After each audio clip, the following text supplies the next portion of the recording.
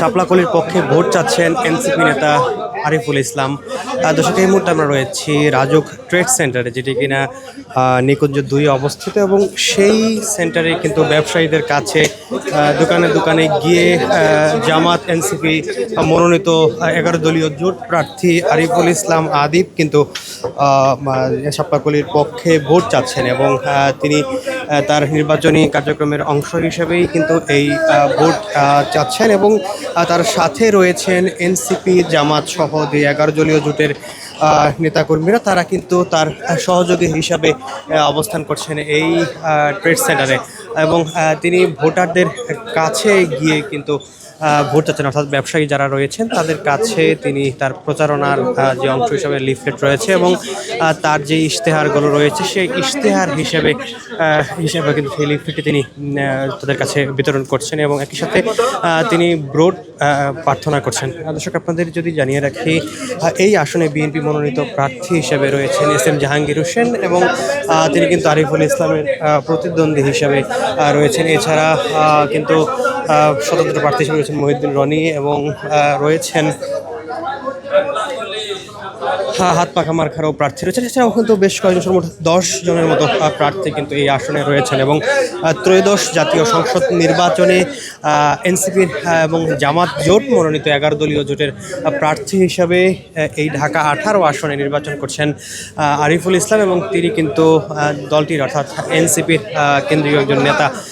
দর্শক, আপনাদের যদি জানিয়ে রাখি, জামাত কিন্তু এই আসনে জোট প্রার্থীর জন্য তাদের যেই মনোনীত প্রার্থী ছিলেন তার কিন্তু অর্থাৎ তিনি কিন্তু তার মনোনয়ন প্রত্যাহার করেছিলেন, এবং এই মুহূর্তে আরিফুল ইসলাম কিন্তু তার সাথে অর্থাৎ এনসিপি নেতার সাথে যেমনটি রয়েছেন জামাতের নেতাকর্মীরাও কিন্তু অবস্থান করছেন।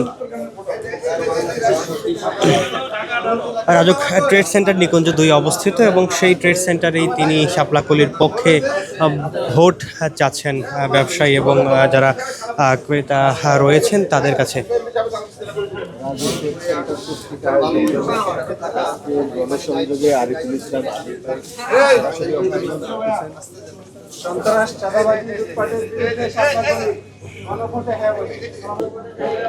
জামাত এনসিপি মনোনীত এই প্রার্থী শাপলাকলির পক্ষে যেমনটি ভোট চাচ্ছেন, পাশাপাশি কিন্তু তারা গণভোটে হ্যার পক্ষেও তাদের সেই ভোট প্রার্থনা করছিলেন, এবং গণভোটে হ্যাঁ ভোটের জন্য ভোটারদের কাছে তারা তাদের ভোট প্রত্যাশা করছেন। কেন গণভোট প্রদান করবেন সেই বিষয়টি কিন্তু তাদের লিফলেটে সেই বিষয়টি তারা জানিয়েছেন। জুলাই সনদ এবং রাষ্ট্রের মৌলিক সংস্কার বাস্তবায়িত হবে, এই বিষয়টি নিয়ে কিন্তু সেই বিষয়টি কিন্তু তিনি উল্লেখ করছিলেন। এছাড়া এক ব্যক্তি 10 বছরের বেশি প্রধানমন্ত্রী পারবে না, স্বৈরাচার বন্ধ হবে, এইসব বিষয় নিয়ে কথা বলতে আমরা কথা বলবো তার সাথে।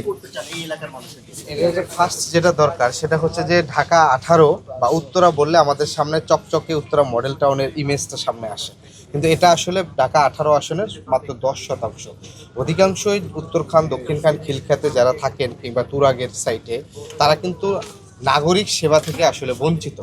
সেই জায়গার থেকে আমাদের প্রথম দায়িত্ব হচ্ছে আমাদের একটা ইনসাফের নগরী করতে হলে একই সিটি কর্পোরেশনে একই আসনে থাকা সত্ত্বেও তারা যে নাগরিক সুবিধা থেকে, নাগরিক অধিকার থেকে বঞ্চিত হচ্ছে, সেই নাগরিক সেবাটা নিশ্চিত করা। অর্থাৎ ঢাকা 18 আসনের প্রত্যেক নাগরিক যেন যে নাগরিক সেবাগুলো আছে, বিদ্যুৎ, গ্যাস, পানি, তার রাস্তাঘাটটা ঠিক রাখা, তার সরকারি হাসপাতালে ট্রিটমেন্ট করার যে সুযোগটা সেটা যেন সে পায়, নিরাপত্তার বিষয়টা যেন নিশ্চিত হয়, এই জায়গাটাগুলো প্রথম।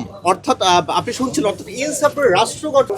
আমরা শুনছিলাম কথা বলছিলেন আরিফুল ইসলাম আদিব, তিনি যেমনটি বলছিলেন তিনি ইনসাফের রাষ্ট্র প্রতিষ্ঠা করতে চান, এবং এই উত্তরার যে মডেল টাউন হিসেবে যেই চেহারা সেটি কিন্তু প্রকৃতির পক্ষে একই রকম নয়, সেই বিষয়টি কিন্তু তিনি পরিবর্তন করতে চান বলে কিন্তু তিনি প্রত্যাশা